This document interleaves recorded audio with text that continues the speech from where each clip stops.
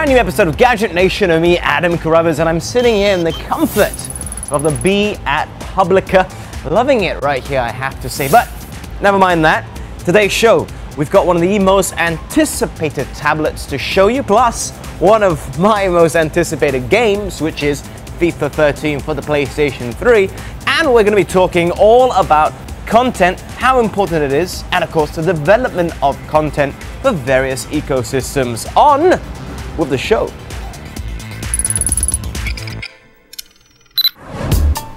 Microsoft launched Xbox Music.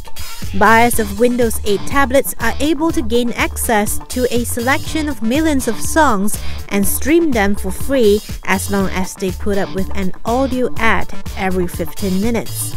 Paid subscription is needed to download the songs for offline playback.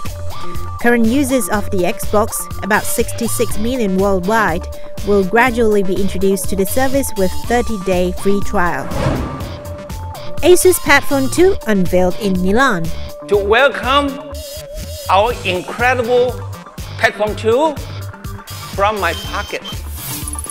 I'm very proud of it. Very proud of it.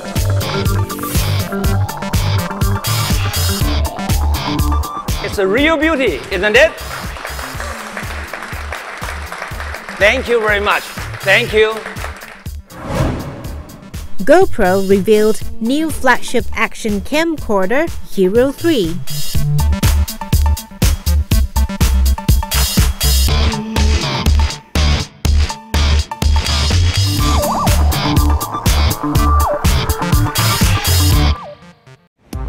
Samsung, they're constantly pushing the boundaries of what we can and cannot do with our piece of hardware. And we've had a lot of them since, well, the beginning of the show. So recently they released something new, which is pretty nifty. It's basically a tab with a stylus. We're talking, of course, about the Samsung Galaxy Note 10.1. Very excited indeed to see exactly what this little bad boy has to offer.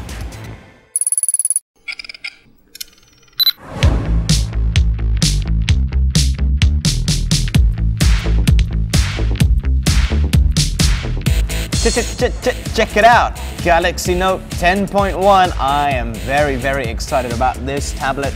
I love the Note. Obviously, the Note 2 is just about to come out, so very exciting times indeed for Samsung. So, looking at this, could pass off as a tab. It certainly could, but of course, there are several key differences. Firstly, the S Pen, the stylus. Here it is, very familiar if you've used a Note before. Now, I'm going to get into this later on just to show you that it is here and it slides into the bottom like such. If I can get it the right way in, that would help. So that goes there. Obviously, the Wacom digitizer screen as well adds to the whole Note element. Now, looking at the device itself, we have a white version. It's quite nice. It feels rather nifty in my hands, if not a little bit plasticky, which would make sense considering how white, shiny, and probably quite easy to scratch the back is.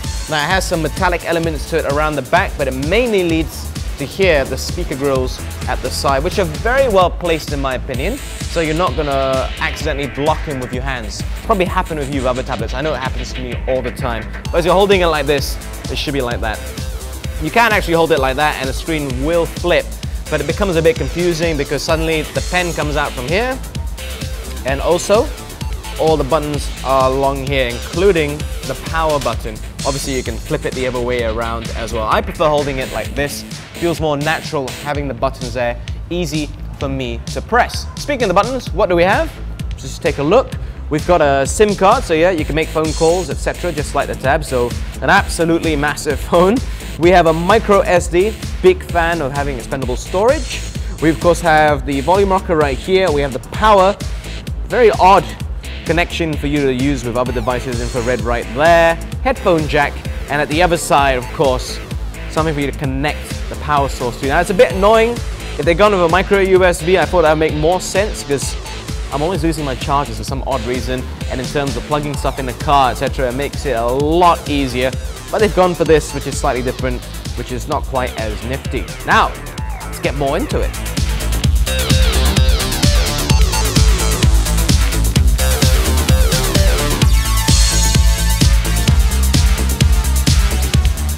So let's talk about the key feature, well, one of the key features that makes it a little bit different from any other tablet out there, especially within Samsung's own range, but borrowing heavily from the brand of the Note. I'm going to pull it out again. We have, of course, the S Pen. So it pops out. You may have just noticed, the moment I pulled it out, we have the apps which are S Pen enabled just pop out straight away. So that makes it very, very easy to use, and I have to say I'm a big fan of that. So just to demonstrate to you once again, if you pop it back in, the moment you pull it out, it all comes out. Very cool. Now, earlier on, you saw me put in the pen the wrong way around. That's a little bit annoying. You can only fit in one way. As you can see from the shape at the end, it's built to fit right into the corner, right there. You know how annoying it gets when you have a normal USB and then you never know which way to put it in correctly? It's pretty much the same thing. I know 9gag love making jokes about that. So just be careful when you put it back in. Once you do get it in, it fits in nice and perfect. Now, of course, it's pressure sensitive and everything, so depending how you want to use it, it borrows heavily from the Note. If you've used that before, you completely understand what this entire device is all about. If you're worried about how sturdy the device feels when you're pressing hard, it does feel quite sturdy, and it feels like it will hold, albeit just a little bit plasticky. But as you can see right here, the S Pen works very smoothly, it seems to work very well, and it blends in together with the tablet in a very fun way, I have to say. So if I just click there, and there you go. It's not running Jelly Bean, by the way, in case you're wondering. That has not come out yet, although Samsung have said it will be at some point this year.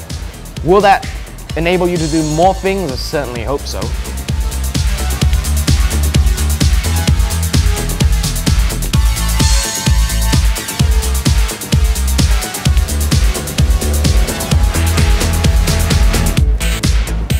So what I think about this in closing, it's a good little package, I have to say.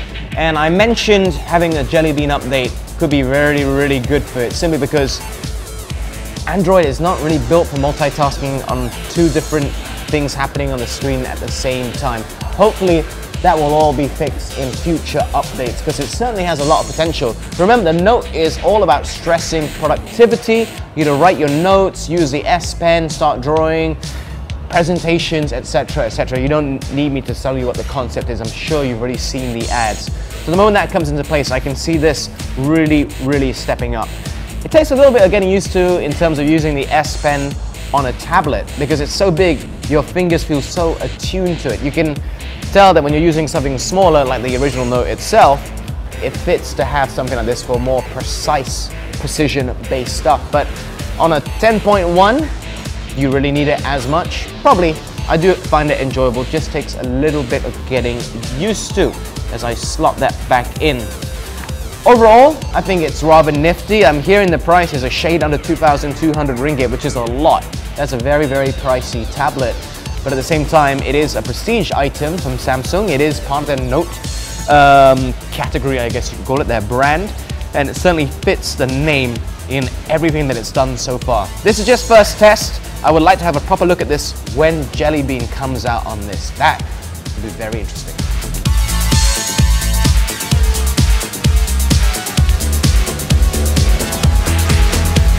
So what are my thoughts about this in closing? It's great, but I want to stress one thing, and I just talked about Jelly Bean.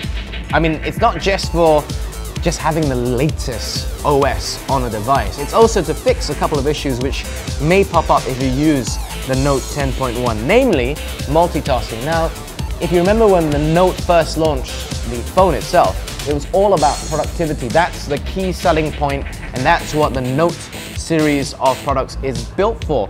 However, when you're trying to run two things at the same time on the screen, it does lag, because Android simply isn't quite ready for it, or rather not built for it. With Jelly Bean Note, that could easily be fixed. That's why I cannot wait for it to come out on this, because this is a very, very exciting device. The stylus, gonna go back to it again.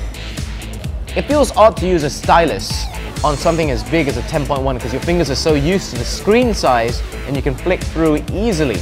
Yes, on a smaller device like the Note, the phone itself, yeah, you can understand the principle of having it for presentations and annotating pictures, etc., or just having fun. When it's something as big as this, you really need something like this. I'll tell you what, the moment you start using it, you're probably going to enjoy using it. I know I certainly did. as you flick your way through, being pressure sensitive, do something fine, do something with loud brush strokes, it certainly all adds up. And this is simply the best stylus-based tablet out there, bar none in my opinion. Let me just pop it back into place. If only I could fit it in no matter the shape, no matter which way I put it in, but hey, that's just niggling on small points. Overall, I think it's great. Jelly Bean, can't wait for it, then I can fully test it out. This is just taking a look at it off the screen, off the surface. Plenty more to be had. And I have to say, the Note 10.1 has certainly made an impact on me. They should think about how to dominate the world. That are able to quit their day job and make a living full-time.